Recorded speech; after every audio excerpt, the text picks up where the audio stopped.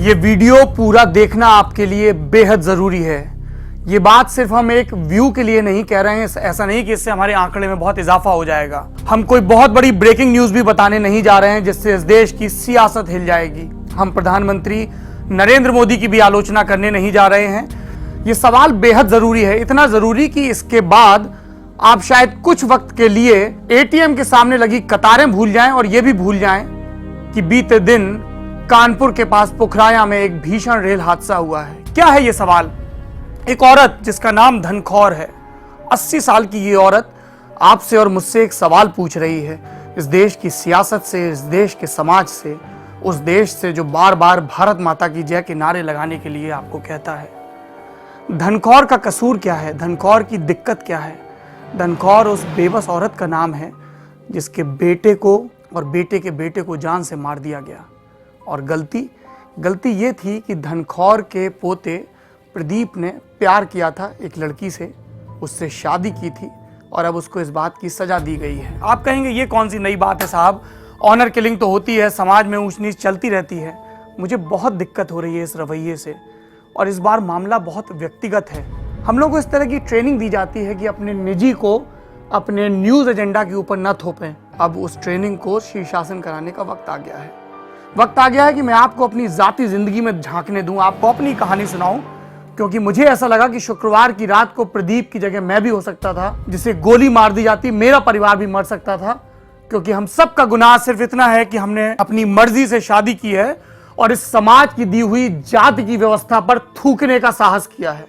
जाति व्यवस्था जो हमें पैदा होते ही बता दी जाती है कि आप उच्च कुलोद्भव ब्राह्मण परिवार में पैदा हुए हैं, आप निम्न दलित घर में पैदा हुए हैं, या आप मध्यवर्गीय समाज में पैदा हुए हैं जिसमें अलग अलग जातियां हैं।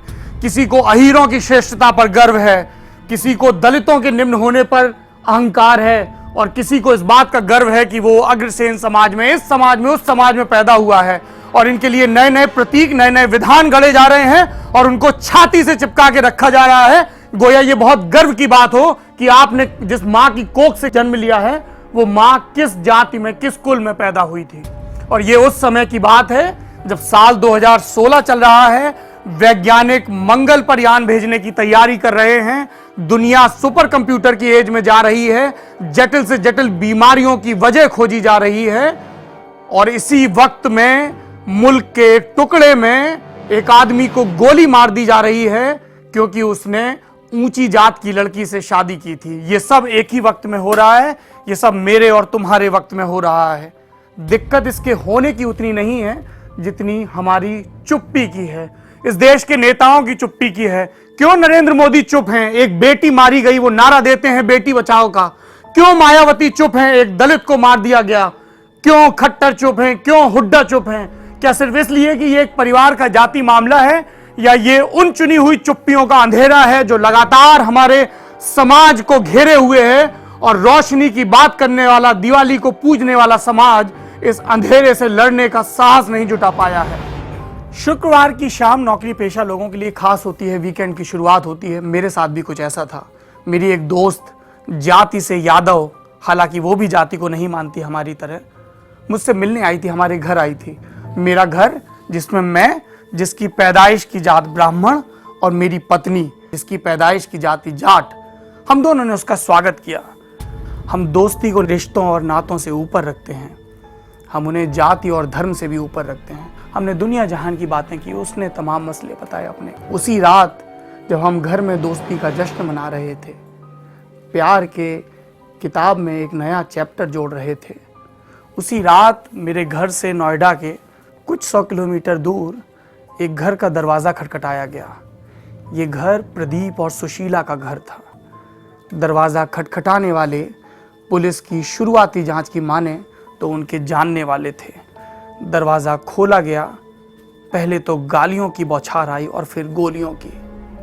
प्रदीप मौके पे मर गया, उसका बाप मर गया, उसकी माँ मर गई। प्रदीप के दिव्यांग भाई को भी गोली लगी और उसकी पत्नी सुशीला को भी। सुशीला गर्भवती थी।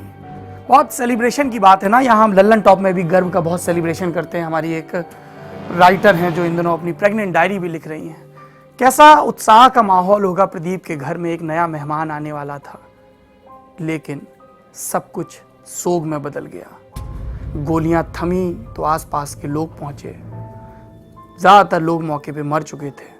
जिंदा 2 लोग बचे हैं, प्रदीप की दादी धनखौर, मेरी आपकी दादी, और सुशीला, जो गोली लगने के बाद जिनका लेबर पेन तेज हो गया, उनको अस्पताल ले जाया गया और वहाँ पे उन्होंने एक बच्चे को जन्म दिया।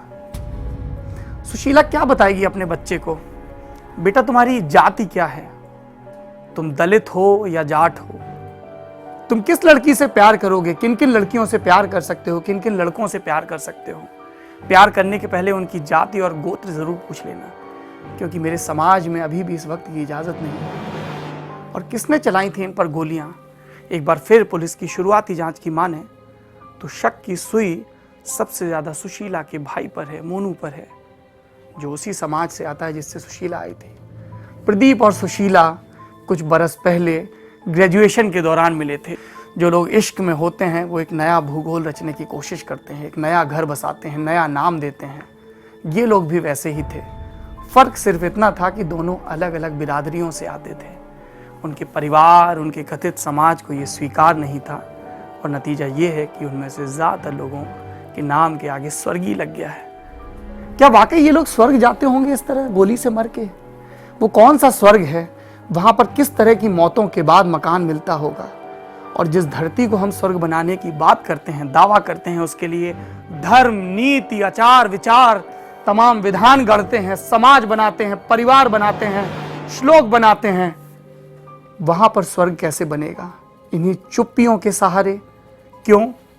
क्योंकि जाति के खिलाफ बोलना आसान है, जाति के फर्क को बरतना बेहद मुश्किल है। मैं एक ब्राह्मण परिवार में पैदा हुआ। मैंने तय नहीं किया मेरी माँ की कोख कौन सी होगी। क्या मुझे इस बात का गर्व है कि मैं एक ब्राह्मण परिवार में पैदा हुआ? नहीं। क्या मुझे इस बात की शर्म है कि मैं एक ब्राह्मण परिवार में पैदा हुआ? कतई नहीं। आप अपनी कोख, अपनी जाति नहीं चुनते हैं, लेकिन आप अपनी जिंदगी जीने का रास्ता चुनते हैं। और इसलिए मुझे ना तो ब्राह्मण होने पर गर्व है, ना ही शर्म है। ये समाज की मौजूदा व्यवस्था की दी हुई एक पहचान है जो मेरी जिंदगी के आखिरी तक रहेगी। क्या मैं इस पहचान को ढूंढूंगा? कतई नहीं। आपको फिर से निजी उदाहरण देता हूं। जब मैंने ये तय किया कि मैं इस लड़की से शादी करूंगा जो कि ब्राह्मण नहीं है, तो किस तरह की रिएक्शन आई? मेरे विस्तृत परिवार में लोग नाराज हो गए।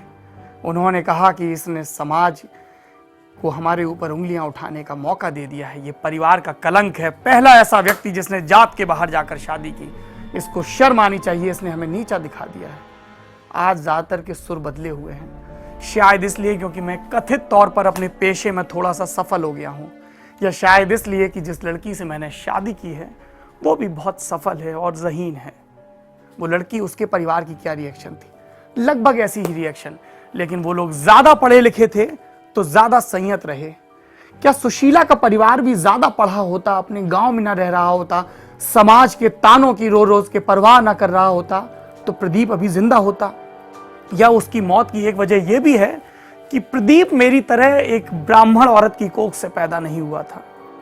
आसान हो जाता है ना, लड़की ऊंचे घर में जाए, बराबर घर में जाए, लेकिन दूसरी बिरादरी की हो तो भी काम चल जाता है, लेकिन नीचे घर में नहीं जाना चाहिए। लड़के को या लड़की को दलित या मुसलमान कतई नहीं होना चाहिए। तो सवाल यह है कि दोष किसको दिया जाए, किसको जिम्मेदार ठहराया जाए, और कौन इसको सुधारेगा? मेरे पास चुप्पी है या कुछ सुझाव हैं। पहला सुझाव यह है कि आप अपनी जाति को लेकर किसी भी किस्म का गर्व करना बंद कर दीजिए। आप अपनी जाति की पहचान को उभार कर क्या साबित करना चाहते हैं? क्या आपने अपनी जाति खुद चुनी है? नहीं चुनी ना, तो फिर ये जाति क्यों नहीं जाती है? बल्कि एक सच्चाई जो लोहिया जी कहा करते थे, जिस दिन इस देश में दलितों और सवर्णों के बीच, सारी जातियों के बीच रोटी और बेटी का संबंध हो जाएगा, जात की व्यवस्था अपने आप ढह जाएगी। रोटी का संबंध तो हो गया शहरी क्षेत्रों में, बुफे सिस्टम है, सब लोग आते हैं, खाते हैं। आपको नहीं पता होता कि जिस प्लेट में आप खाना खा रहे हैं, धुलने के पहले उसमें जिस आदमी ने या औरत ने खाना खाया वो किस बिरादरी की थी। मेरा एक बहुत करीबी दोस्त है, उसका नाम गौरव है, जाति से ठाकुर है, ठाकुर लड़की से शादी की, उसके एक बेटा हुआ। उसने मुझसे पूछा कि सौरभ क्या नाम रखें? मैंने कहा नाम तो बताऊंगा, लेकिन इस शर्त पर कि उस नाम के साथ कोई सरनेम ना जोड़ा जाए। मुझसे प्यार करता है, शायद मेरे कहे को मान देता है, इसलिए उसने मान लिया गौरव और ज्योति के बेटे का नाम अनहद है और पूरा नाम अनहद ज्योति, क्योंकि माँ ने उसे जन्म दिया है और बाप ने मुझे ये वादा दिया है कि वो अपने जाति सूचक सरनेम को अपनी औलाद को नहीं देगा। लेकिन ये हकीकत जो हादसे की शक्ल में अक्सर हमारे बीच होती है और जिसने हमें परेशान करना बंद कर दिया है, तब तक नहीं रुकेगी जब तक जाति का ये दंश हमारे बीच से नहीं जाएगा। और इस जाति के विमर्श में एक और जरूरी बात यह है कि क्यों औरतों को ही जाति की मर्जात, परिवार की, समाज की मर्जात ढोनी होती है। एक नीची जाति की लड़की आपके घर आ जाती है, आप सब्र कर लेते हैं। क्यों? क्योंकि लड़के के उससे मिलते ही उसकी जात ऊंची हो गई। लेकिन घर की बेटियों को और बहनों को बार बार ये हिदायत दी जाती है, हमारी नाक मत कटवाना, किसी नीची जात के लड़के से इश्क मत कर लेना। एक सुशीला गोली खा गई और एक प्रदीप मर गया, क्योंकि जाति के इस अजीबोगरीब फॉर्मूले में उनकी जुगलबंदी फिट नहीं बैठती थी। और बड़ा सवाल यह भी है कि कब तक मेरे देश की बहनों को और बेटियों को इस जाति की श्रेष्ठता को और इस मर्जाद को अपने तन पर ढोना पड़ेगा? कब तक घर की इज्जत के नाम पर उन्हें इन तमाम बंदिशों का सामना करना पड़ेगा?